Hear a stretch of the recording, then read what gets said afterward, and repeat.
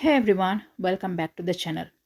After a long break, I'm excited to finally have the chance to upload a new video, and I'm honestly so grateful to be back.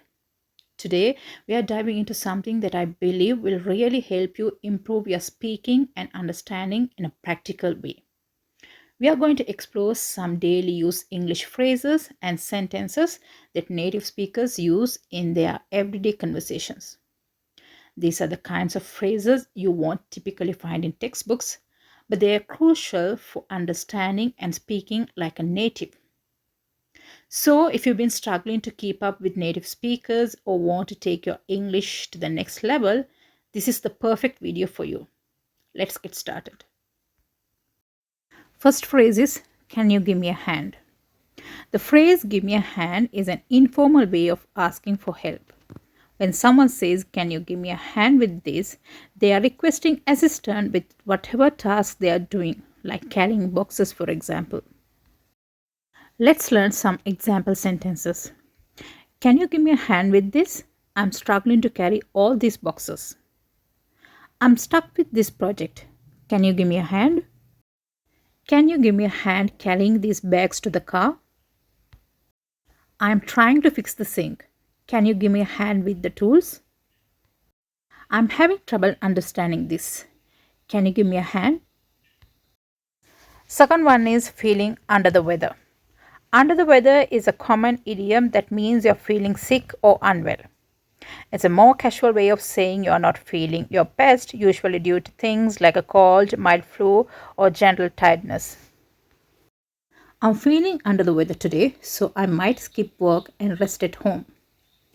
I've been feeling a bit under the weather lately, so I decided to cancel my plans for the weekend.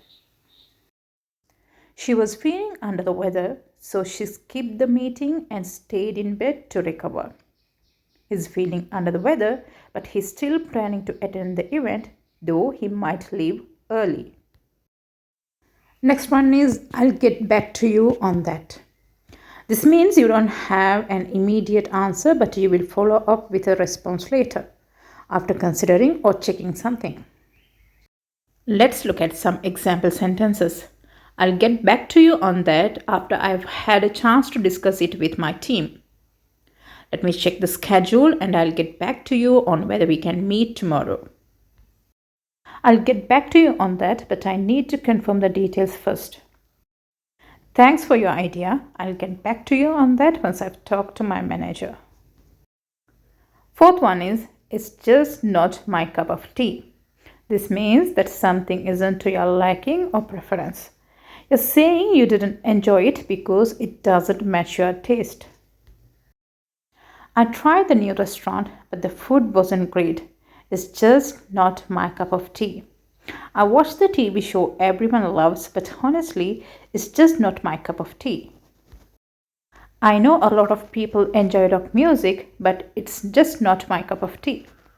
The book seems interesting, but the writing style is just not my cup of tea.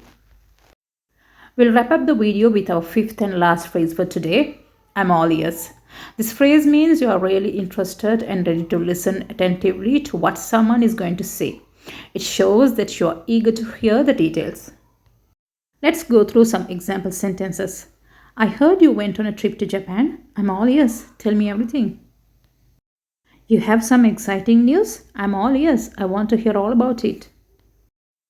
You've got a great idea for the project? I'm all ears. Let's hear your thoughts. I've been waiting for your opinion on the matter. I'm all ears, so tell me what you think. Okay, students, today we learned 5 new phrases. Some of you might already be familiar with these, but for others, this will be new. Either way, practice these phrases, try writing your own examples, and speak them out loud. Feel free to share your examples in the comments below. I'll be back with another 5 fresh phrases tomorrow. Until then, goodbye. And do me a little favor, please subscribe to my channel and like this video. Also share your thoughts and opinions in the comments. It would be really encouraging me to keep going. I'm all ears for your feedback.